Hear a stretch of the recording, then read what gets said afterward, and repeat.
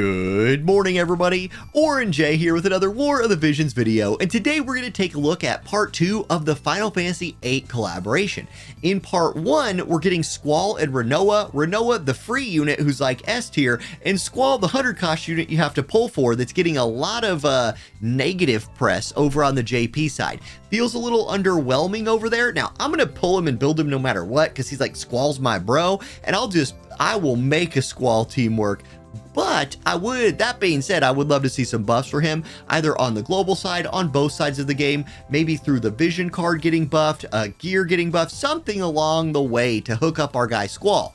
However, if that does not come, and you still want to pull on the Final Fantasy VIII banners, IRVINE might be the guy for you, and that's what we're going to talk about today. That's week 2 of the collaboration. Now, before we get into this, keep in mind, in the past, these future look videos were a 4-month preview. This is probably only a month and a half to 2 months away, just depending on how Road to Worldwide works out, when they decide to sync us up to JP, and then where the collaboration fits in. We just don't know for sure, but we can still talk about what his kit is going to bring to the game, and if he's somebody that you want to think about saving for a little bit. So let's talk about him. He is Confident Sniper Hunter Viking. Now, the Confident Sniper, that's obviously his new job. That's where we're going to spend most of the time in this video. Hunter does provide some good DPS options for him because he's not a particularly high damage looking character with his main job. Instead, he reminds me a little bit of like a Promptu, where he's like a support range unit. He has a really cool follow-up attack that we'll talk about in a minute.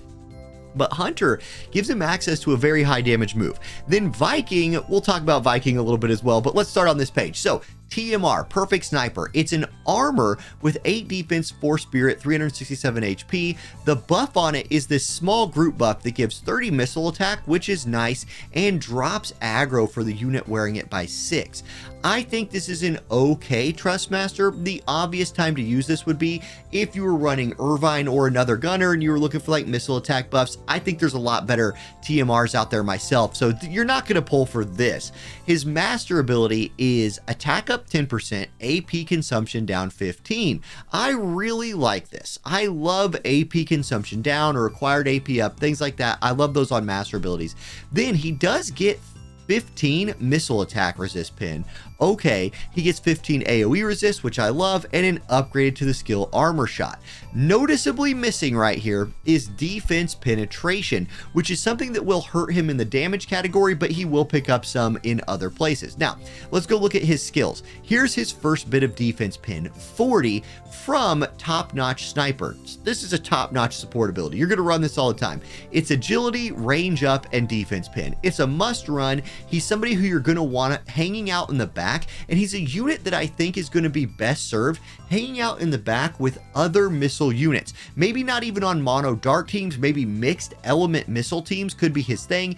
This support ability is a big winner. And then you have options. His new one, Delicate Preparation, is a reduced damage taken 50% one time for self with attack up on it. I think that's really cool. I wish a lot more units had a support ability like this, where you just walk into the fight with a one-time 50% damage reduction shield. Great. Now, if you need a little bit more range, you have that option here. You have HP and attack, but I'd probably take this damage cut over the HP. You have initial AP 15, which again, sometimes very, very important depending on your build. And then missile resist. So you're probably going to run this one all the time and then mix in this one most of the time. I think you're going to run both of his new ones. Now, his new counter move, Moment Shot. This is a 50% proc chance against slash and strike damage. I tend to like these boosted chance proc rates against certain damage types. However, I feel like when you're playing a gunner, a lot of times you're not going to be in the range of slashing or striking damage, which might lend this, make this a little bit weaker. It's also only 50%, whereas some other versions of counter moves like this, you see a 70% number or even higher. Still, it might be his best one. You do have have this really long range one right here. Now, keep in mind, I will also mention that Moment Shot does get its range upgraded by range upgrading moves, but that doesn't really matter because they need to be in range to hit you with the move. You see what I'm saying? So you have Dark Eclipse Trap and Uplifting Spirit. You'll never run Uplifting Fighting Spirit because it makes you berserk, and that's terrible.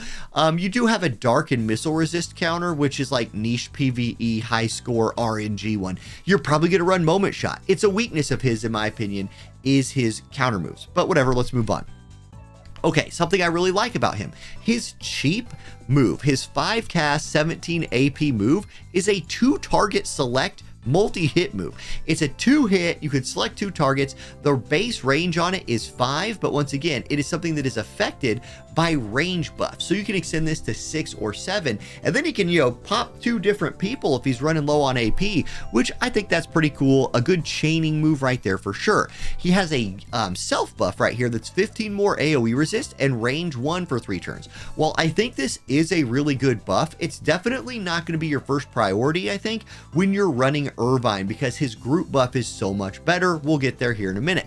Quick Shot that gets upgraded to Rapid Shot. He does bring a Protect and Shell removal. This is one of the first examples of his utility that he's going to bring to your teams. I think he's going to be a very heavy utility character.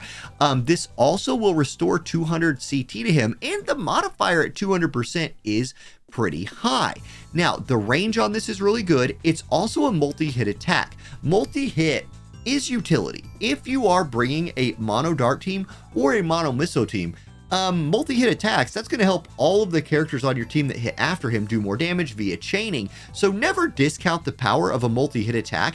Like if you're running him with Alaya, for example, and she's following this up with some really high damage moves, she gets to take advantage of that chain. I think that's neat. So I do love this Dispel, Protect, and Shell Rapid Shot upgrade. I think that leans into what he's going to be. Now let's talk about his best skill, I think, and that's Follow Up Standby. It is a group buff. It's a small group buff, right? It's just the cross shape, but it's an attack steroid 40%, an agility steroid 25%, and then when friendly unit within range casts when friendly unit within range does an attack, you automatically follow up attack. So Bart's has something like this, right? This is on a missile unit, so he can chill back there with your other missile units, and when they shoot, he will follow up attack. Now, is the damage going to be incredibly high on this? Well, the damage modifier is only 50%, so no. But think about how useful that is if your unit pops a courage. Like say you're Alaya, she's on my brain for example right now, you know, drops a barrage on a bunch of people, pops a couple courages, and then he follow-up attacks and kills these 1 HP units. That's insanely useful. So I love this move. I think it is his signature move, and it's a buff. Love it, love it, love it, love it, love it. And you can see how he's kind of a utility character. He can also bring missile resistance debuff to your group with a nice little bit of range and a small AoE. He has single target resist debuffing, which will be good for PvE or PvP. And that skill gets upgraded for more range and absorb some of the damage dealt.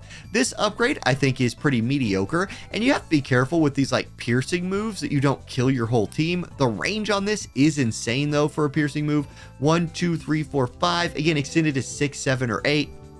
Depending how you set him up. So it is a good move, but his damage seems to me like it will probably be a little lower than some other gunners, but the utility he brings in that follow-up shot will be important. Now, if you run his main job sub, you do have a chance to inflict sleep or poison, single target though, and then you have a fire shot. You have flame shot right here, which is AoE fire damage. I mean, okay, maybe you end up fighting a ice team and you drop a little fire damage on them. That's something. But let's look at these sub jobs. Let me talk about what I think they bring. For Hunter, I really do like this Hunter buff, but I think you're going to run the exact same steroid buff from his main job instead of this one, because I think the follow-up attack is better than the reaction block rate, so forget about that. What this one really gives him is a significant damage move, which I felt like he kind of lacked in his main job. The range on piercing shot, and that's what I'm talking about right here, is not as long as some of his other moves. It's only 4, but again, that could get extended to 5 or 6 or 7 depending on how you buff him. And then it gives 50 defense pin for the cast and 50 missile attack resist pin for the cast. He's not somebody who looks like they're going to be walking into the fight with like all of the penetration they need. Piercing shot gives him access to that penetration only for that attack, but could really up his damage numbers, especially against beefier units like we have a lot of in the game right now. So that's why I think you would run that. Also, you have a triple hit multi-attack in here as well with triple arrow, which will be very, very good for PvE chaining teams. Keeping in mind, again, this guy can debuff missile resist and debuff single target resist. Okay, Viking. Why would you run Viking? Well, it does give you access to another damage type in slashing. And yeah, that's what it does. You also do have a defense penetration buff in this one if you wanted to use that as like your second round of buffing. And so that's probably what Viking is going to bring to the table with the other damage type. Then his limit break is another 3-hit move that gives him defense pin 30 for 3 turns. So he does gain access to defense penetration within his kit, but he's going to have to cast it, right? He's only going to show up with 40 defense pin and 15 missile attack resist penetration without buffs or without using certain moves, which is again another reason why I think piercing shot is going to be very important for him if you want him dealing damage to the enemy team. That's kind of my like early impressions of his kit. Now, he also comes with a vision card. This thing's real good. If you are building a missile team in particular or a piercing team, right here, you see the piercing jobs on there, missile jobs, bow jobs, that's who gets this stuff. Acquired AP 60%, critical hit rate 20, attack 50. Absolute banger of a card. You do get missile attack resist pin 10 and single target resist for the unit effect. It has AP, attack, and dex on it with the HP. Great card. Absolutely great for those teams. If you're building one of them, a missile team's going to love this thing a lot. Then he comes with a gun as well. So here's his gun. It's a 182 attack gun. Has a little bit of magic on there, whatever. I think the accuracy version's no good. It's not IRVINE specific. This is the thing I really like about the gun. It's actually for gunners and then all of the like unique jobs that use a gun. Critical hit rate 15, that's pretty cool. It then gives more utility to the person using it. So this dude already provides a lot of utility to your group. If he's equipping his gun, he's also going to do a 20% attack debuff on the enemies when he critically hits them. More utility. This dude's all about utility with a little damage mixed in. Then there's missile attack 15 up on there as well because it is an MR gun and they basically all have missile attack 15. So that's the breakdown. That's the like kit reveal for IRVINE. I think he might be the coolest looking character, and I don't mean like design wise, although I mean like if we look at the guy, his kit, let's put him on screen again right here. I think once again the art team has done a good job with him. He just was never my favorite looking guy in Final Fantasy VIII. Still, I think his kit is like modern day Prompto, what Prompto maybe could be. We'll see. So if you're pulling for him, I think you will really enjoy him. That's the kit reveal. Thank y'all for watching. Have a great day, and I'll catch you next time. Peace.